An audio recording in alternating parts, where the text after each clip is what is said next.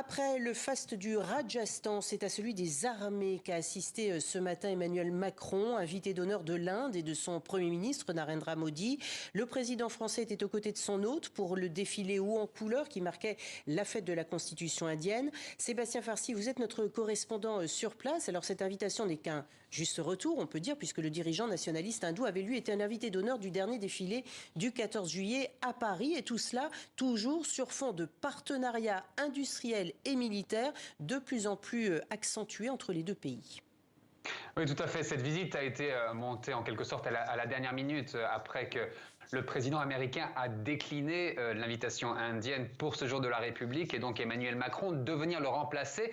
Donc pas de grandes annonces, mais un approfondissement clair des relations stratégiques qui sont très solides entre Paris et New Delhi, surtout dans le domaine militaire.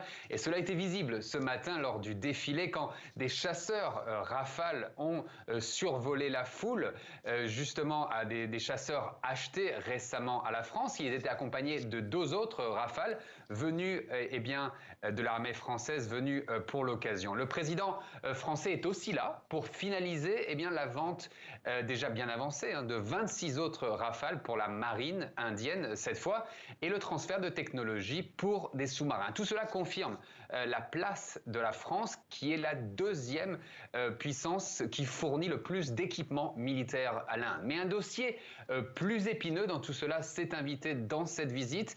Une journaliste française, Vanessa Dounia, correspondante en Inde pour le journal La Croix depuis plus de 20 ans, est en effet menacée d'expulsion depuis quelques jours pour son travail, jugé trop critique par l'Inde. Les diplomates des deux camps en ont abondamment parlé ces derniers jours sans trouver de solution pour l'instant.